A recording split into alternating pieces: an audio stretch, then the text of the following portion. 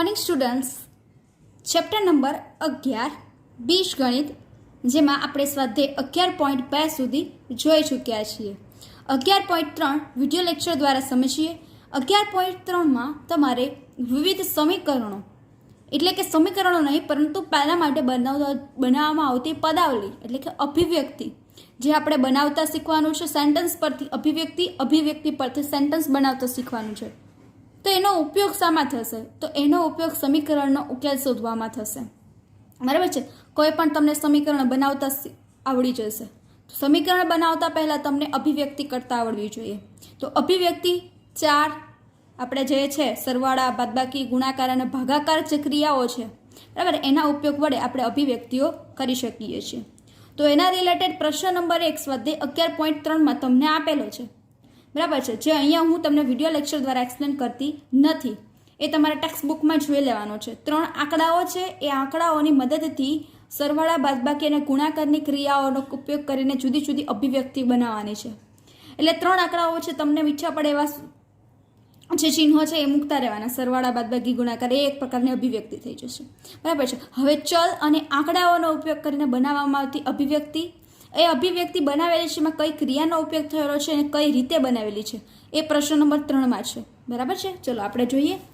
નીચેની અભિવ્યક્તિમાંની ક્રિયાઓ સરવાળા, બાદબાકી, ગુણાકાર અને ભાગાકાર ઓળખી આ અભિવ્યક્તિ શું દર્શાવે છે તે કહો.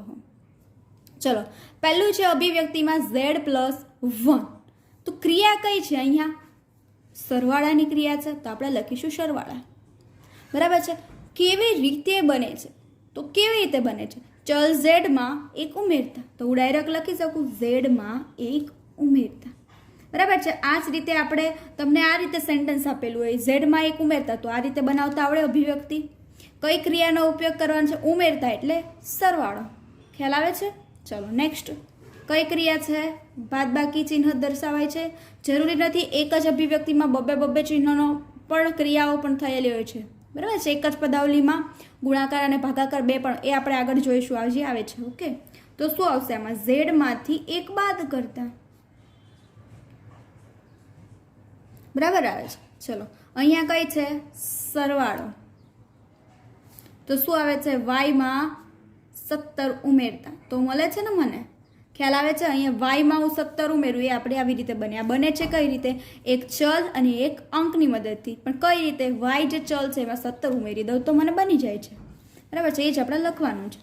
ચલો, એ જ રીતે અહીંયા શું છે? બાદબાકી. તો કઈ રીતે બને છે? વાયમાંથી 17 બાદ કરતા. 17 હું બાદ કરું છું ત્યારે મને આ અભિવ્યક્તિ મળી જાય છે. ખ્યાલ આવ્યો? ચલો નેક્સ્ટ. 17y. તો અહીંયા જોઈ શકાય છે, અહીંયા જે કંઈ નથી, ડોટ ચિહ્ન છે. આ 17 સાથે y ગુણાયેલા છે. તો કઈ ક્રિયા થઈ છે? ગુણાકારની. ગુણાકાર.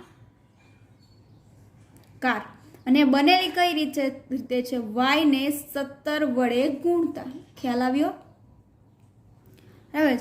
ચલો, ત્યાર પછી અહીંયા જોઈ શકાય છે ચલ તરીકે y અને એના છેદમાં 17 છે. તો કઈ ક્રિયા થયેલી છે? ભાગાકારની ક્રિયા થયેલી છે. તો શું છે? y ને 17 વડે ભાગતા. ખ્યાલ આવ્યો? ચલો, એ જ રીતે 5z. તો અહીંયા કઈ છે ક્રિયા? ગુણાકારની ક્રિયા છે. બરાબર છે. અને કઈ રીતે બનેલું છે? z ને 5 વડે ગુણતા. અથવા તમને કોઈને એવું ઈચ્છા થાય 5 ને z વડે ગુણતા, તો પણ સાચું જ છે. ખ્યાલ આવ્યો? ચલો નેક્સ્ટ જોઈએ આપણે.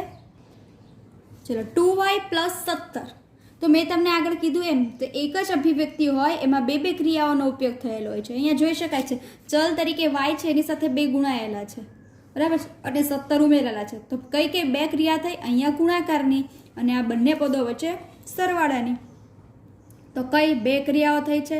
ગુણાકાર અને સરવાળાની ક્રિયા. તો આ પદાવલી બની છે કઈ રીતે? y ને 2 વડે ગુણી 17 ઉમેરતા. ખ્યાલ આવ્યો? તો હું શું લખીશ? y ને 2 વડે ગુણી 17 ઉમેરતા. આ પદાવલી બને છે. ચલો, ત્યાર પછી નેક્સ્ટ જો 2y - 17. તો એમાં પણ 2 ક્રિયાઓ ઉપયોગ થયેલી છે. કઈ કઈ? ગુણાકાર અને બીજી છે બાદબાકી. તો એ કઈ રીતે બને છે? y ને 2 વડે ગુણી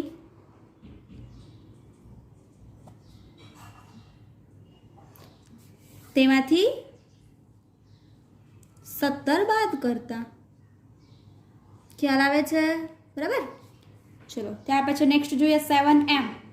તો એના શું છે? ગુણાકારની ક્રિયા જ થયેલી છે અને કઈ રીતે બનેલી છે? m ને 7 વડે ગુણતા. બરાબર. આ રીતે તમને એક્ઝામમાં 1 માર્ક્સનું પૂછાઈ શકે, અભિવ્યક્તિ કોઈ પણ બનાવવાની કે. ચલો -7m + 3. તો કઈ કઈ ક્રિયાઓ અહીંયા થયેલી છે? ગુણાકાર અહીંયા બંને વચ્ચે અને આ બંને વચ્ચે સરવાળો. તો બે જ ક્રિયાઓ થઈ છે, ગુણાકાર અને સરવાળો. તમને થશે કે અહીંયા તો મને બાદબાકીનું ચિહ્ન દેખાય છે ને તમે કેમ સરવાળો કહો છો? તો બે પદો વચ્ચે કયું ચિહ્ન છે એ જોવાનું રહેશે. બરાબર છે. એટલે અહીંયા બે પદો વચ્ચે સરવાળાનું ચિહ્ન છે એટલે સરવાળો. તો આ કઈ રીતે બની? m ને -7 વડે ગુણતા તો જ -7m મળે ને. એટલે m ને -7 વડે ગુણી 3 ઉમેરતા. ખ્યાલ આવ્યો? ચલો ત્યાર પછી કઈ છે? ગુણાકાર અને આ બંને વચ્ચે ગુણાકાર અને બે પદો વચ્ચે કઈ છે? બાદબાકી. તો બે કઈ ક્રિયાઓ થઈ છે? ગુણાકાર અને બાદબાકીની ક્રિયા થઈ છે. બરાબર. અને કઈ રીતે બની છે અભિવ્યક્તિ? m ને -7 વડે ગુણી -7 વડે ગુણી તેમાંથી 3 બાદ કરતા. બરાબર. એટલે હું શું લખીશ? m ને -7 વડે ગુણી 3 બાદ કરતા. ખ્યાલ આવ્યો? જો તમને બધાને અભિવ્યક્તિ બનાવતા અભિવ્યક્તિ પરથી સેન્ટેન્સ કઈ રીતે બને છે અને સેન્ટેન્સ પરથી અભિવ્યક્તિ કઈ રીતે બને છે તો આ ચેપ્ટર તમને માટે એકદમ ઇઝી છે. ઓકે, આઈ હોપ તમને બધાને ખ્યાલ આવ્યો હશે. ચલો નેક્સ્ટ ક્વેશ્ચન તરફ જઈએ આપણે. પ્રશ્ન નંબર 4. નીચેના દરેકની અભિવ્યક્તિ લખો. અહીંયા સેન્ટેન્સ આપેલા છે અને અભિવ્યક્તિ આપણે લખવાની છે.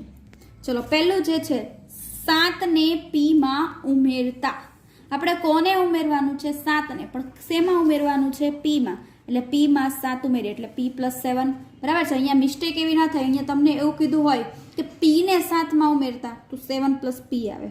બરાબર. રકમને બરાબર વાંચવાની, કોને કઈ વસ્તુમાં ઉમેરવાનું છે. ચલો બીજું 7 ને p માંથી બાદ કરતા. શેમાંથી બાદ કરવાનું છે? p માંથી. કોને? 7 ને. એટલે p - 7. એ જ રીતે p ને 7 વડે ગુણતા. p ને 7 વડે ગુણીએ એટલે આ જે 7p મળે તો હું એને ડાયરેક્ટ અહીંયા 7p લખી દઉં.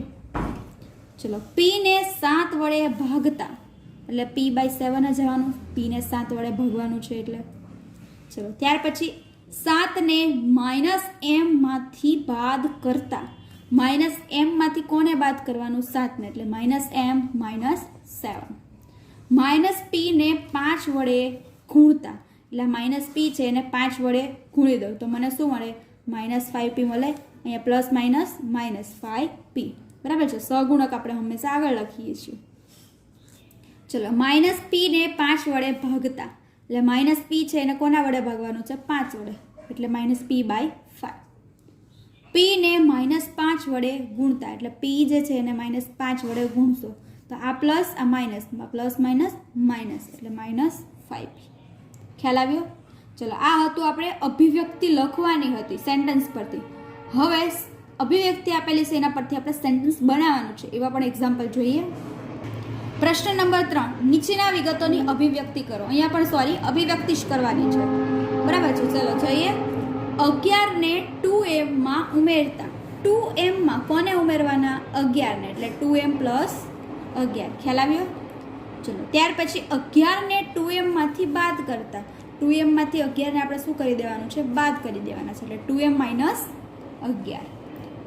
y ના 5 ગણામાં 3 ઉમેરતા. તો y ના 5 ગણા, 5 y ના 5 ગણા એમ કે એટલે તમે 5y લખો. એમાં 3 ઉમેરવાનું એટલે 5y + 3. ખ્યાલ આવે છે? જો 5 ગણા તો ગુણાકાર, 5 માં ભાગમાં તો ભાગાકાર, 5 ઉમેરવાના તો સરવાળો, 5 બાદ કરવાના તો બાદબાકી. ચલો અહીંયા કીધું છે y ના 5 ગણામાંથી 3 બાદ કરતા. y ના 5 ગણા એટલે 5y, ગણામાંથી 3 બાદ કરવાના છે એટલે -3. ખ્યાલ આવ્યો? ચલો y ને -8 વડે ગુણતા. y ને કોની સાથે ગુણવાનું છે? -8 વડે. તો શું આવશે? -8y. ચલો y ને -8 વડે ગુણતી મળતા પરિણામમાં 5 ઉમેરતા. તો y ને હું -8 વડે ગુણું તો મળતો પરિણામ કયું છે? -8y. ગુણી મળતા પરિણામ મળી ગયું એમાં 5 ઉમેરતા એટલે -8y + 5. ચલો ત્યાર પછીનું શું છે, વાયને 5 વડે ગુણી મળતા પરિણામને 16માંથી બાદ કરવાનું છે. 16માંથી બાદ કરવાનું છે, બરાબર. વાયને 5 વડે ગુણો તો શું મળે, મને 5y મળે. પરંતુ એ જે પરિણામ મળ્યું, પરિણામ કયું મળ્યું, 5y, એને શું કરવાનું છે, 16માંથી બાદ કરવાનું છે. એટલે 16માંથી બાદ કોને કરવાનું છે, 5 ને 5 વડે ગુણી મળતું પરિણામ એ 5y, એને કરવાનું છે. ઓકે, ચલો વાયને -5 વડે ગુણી મળતા પરિણામમાં 16 ઉમેરતા, મળતા પરિણામમાં, અને અહીંયા શું કીધું, તો મળતા પરિણામને 16માંથી બાદ કરવાના છે. એટલે 16માંથી વસ્તુ બાદ કરી અને આપણે વાયને -5 વડે ગુણું તો મને પરિણામ કયું મળે, -5y મળે. પરિણામમાં 16 ઉમેરવાના છે. એટલે આ જે પરિણામ મળ્યું એમાં મારે 16 ઉમેરવાના છે, બરાબર છે. એટલે અહીંયા લેંગ્વેજ બરાબર સમજવાની છે, કોને કોનામાં ઉમેરવાનું છે અને કોને કોનામાંથી બાદ કરવાનું છે. ખ્યાલ આવ્યો? તો આ રીતે આપણે કોઈ પણ પદાવલી એટલે કે અભિવ્યક્તિ પરથી આપણે સેન્ટેન્સ પણ બનાવી શકીએ, સેન્ટેન્સ પરથી અભિવ્યક્તિ પણ બનાવી શકીએ. તો આવું તમને એક્ઝામમાં પૂછવાની શક્યતા છે. ઓકે, ચલો તો આઈ હોપ તમને બધાને અહીંયા સુધી સમજ પડી હશે. બધાએ આ સ્વાધ્યાય 11.3ના 3 પ્રશ્નો પોતાની નોટબુકમાં સારા અક્ષરે લખવાના રહેશે. હવે પછીના લેક્ચર આપણે લાઈવ વિડીયો લેક્ચર દ્વારા સમજીશું. ત્યાં સુધીમાં અત્યાર સુધીની બધી નોટબુક કમ્પ્લીટ હોવી જોઈએ. અને હવે પછીના એક્ઝામ્પલ જે છે થોડા વ્યવહારિક દાખલા છે, એટલે રકમને વ્યવસ્થિત વાંચવાની ને પછી કાઉન્ટ કરવા છે. જો અહીંયા સુધીનું આવડતું હશે તો જ આગળ આવડશે, બરાબર છે. એટલે બધાએ રીડિંગ કરવાનું છે આ 3 પ્રશ્નોનું, અને એક વખત પ્રેક્ટિસ કરવાની છે. ઓકે, ચલો તો આજનો લેક્ચર આપણે અહીંયા જ ઓવર કરીએ.